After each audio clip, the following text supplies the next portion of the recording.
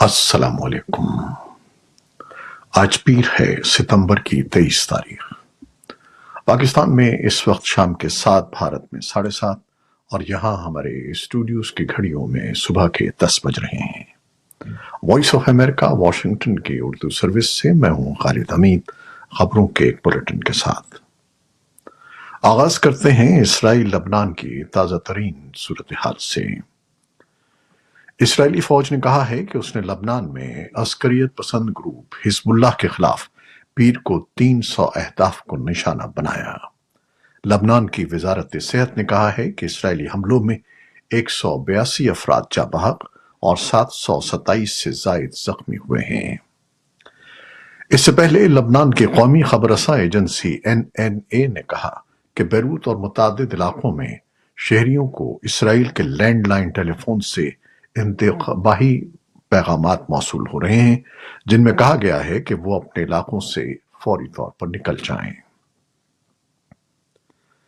صدر بائیڈن نے کہا ہے کہ ان کی انتظامیہ ایک وسیع جنگ کے خطرے کو روکنے کے لیے ہر ممکن کوشش کر رہی ہے، جبکہ یورپی یونین اور برطانیہ نے جنگ بندی کی ضرورت پر زور دیا ہے۔ ادھر چین نے پیر کو اسرائیل کی شمالی سرحد پر انتہائی کشیدہ صورتحال کے پیش نظر اپنے شہریوں سے اسرائیل چھوڑنے کی اپیل کی ہے۔ اور اب پاکستان، بھارت، افغانستان، امریکہ اور دنیا بھر سے ملنے والی خبریں۔ پاکستان اور چین کے درمیان خطے میں امن و امان کی صورتحال کو بہتر بنانے کے پیش نظر انسداد دہشت گردی، اسمگلنگ کی روک تھام، سرحد پار تعاون اور انسداد منشیات کی کوششوں سمیت مختلف شعبوں میں تعاون بڑھانے پر اتفاق ہوا ہے۔ اس حوالے سے وزیر داخلہ محسن نقوی اور چین کے سیاسی اور قانونی امور کے وزیر چین منگیو کے درمیان ہفتے کے روز ہونے والی ملاقات میں دہشت گردی کے خاتمے کی غرض سے گلگت بلتستان یا سنکیانگ میں پولیس اور نیم فوجی دستوں کی مشترکہ مشقیں منعقد کرانے اور سنکیانگ پولیس اکیڈمی میں گلگت بلتستان کے پولیس افسروں کو تربیت دینے کا بھی فیصلہ کیا گیا۔ سپریم کورٹ نے پاکستان تحریک انصاف کو مخصوص نشستوں کا حقدار قرار دینے کے بارے میں کیس کا تفصیلی فیصلہ جاری کر دیا ہے۔ تفصیلی فیصلے میں سپریم کورٹ کے 8 ججوں نے احکامات جاری کیے ہیں کہ الیکشن کمیشن مخصوص نشستوں پر تحریک انصاف کے امیدواروں کو نوٹیفائی کرے۔ پیر کو جاری ہونے والا 70 صفحات پر مشتمل تفصیلی فیصلہ جسٹس منصور علی شاہ نے تحریر کیا۔ وفاقی وزیر قانون اعظم نذیر تارڑ نے مخصوص نشستوں کے کیس میں سپریم کورٹ کے تفصیلی اکثریتی فیصلے پر اپنے رد عمل میں کہا ہے کہ پارلیمان کی قانون سازی سپریم کورٹ کے فیصلوں سے بالاتر ہے۔ آزاد امیدوار کی کسی جماعت میں شمولیت ناقابل واپسی ہے۔ پاکستان فوج کے لیفٹیننٹ جنرل محمد عاصم ملک کو انٹر سروسز انٹیلیجنس ISI کا نیا سربراہ تعینات کر دیا گیا ہے۔ ISPR کے مطابق لیفٹیننٹ جنرل عاصم ملک 30 ستمبر کو اپنی نئی ذمہ داری سنبھالیں گے۔ وہ اس وقت GHQ میں ایڈجوٹنٹ جنرل کے فرائض سر انجام دے رہے ہیں۔ لیفٹیننٹ جنرل ندیم انجم اس وقت DGISI کے فرائض انجام دے رہے ہیں۔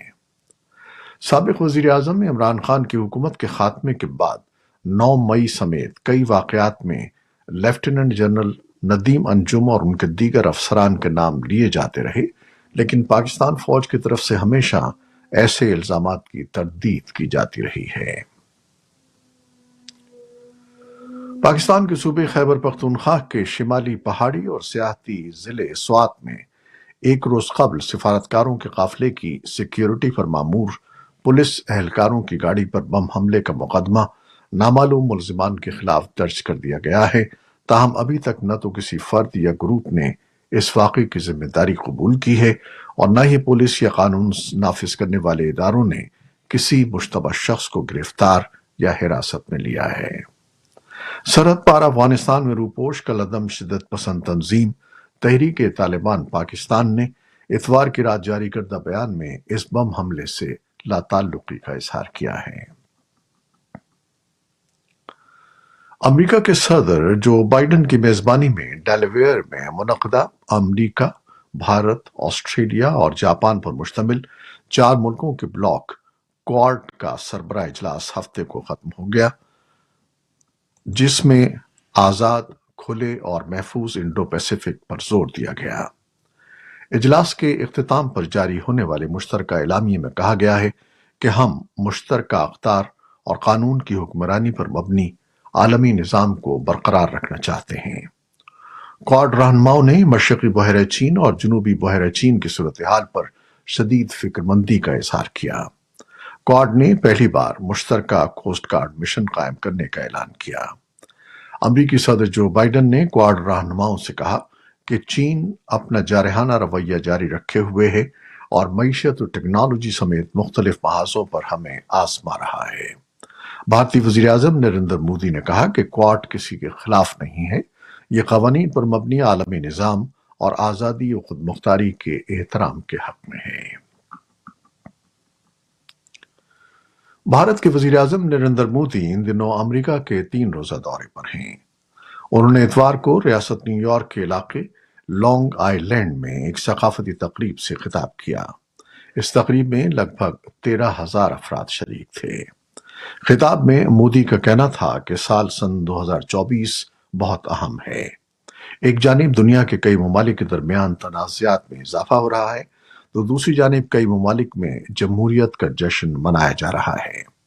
ان کے بقول بھارت اور امریکہ دونوں ممالک جمہوریت کا جشن منا رہے ہیں۔ طالبان حکومت نے افغانستان اور ازبکستان کے درمیان سرحد پر ترمس کے قریب مشترکہ بازار کا خیر مقدم کیا ہے۔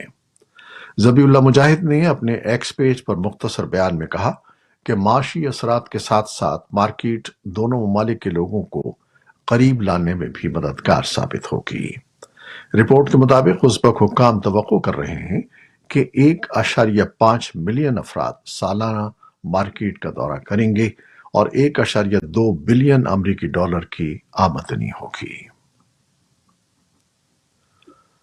یوکرین کے صدر ولادیمیر زیلنسکی یوکرین جنگ کے لیے کیف کے منصوبے پر تبادلہ خیال کی غرض سے امریکہ پہنچ گئے ہیں۔ امریکہ میں قیام کے دوران زیلنسکی یوکرین جنگ کو ختم کرنے کا منصوبہ صدر جو بائیڈن کو پیش کریں گے، جسے وہ یوکرین کی فتح کا منصوبہ قرار دیتے رہے ہیں۔ زیلنسکی ریپبلکن پارٹی کے صدارتی امیدوار ڈونلڈ ٹرمپ اور ڈیموکریٹک پارٹی کی صدارتی امیدوار کاملا ہیرس کے ساتھ بھی اس منصوبے پر تبادلہ خیال کریں گے۔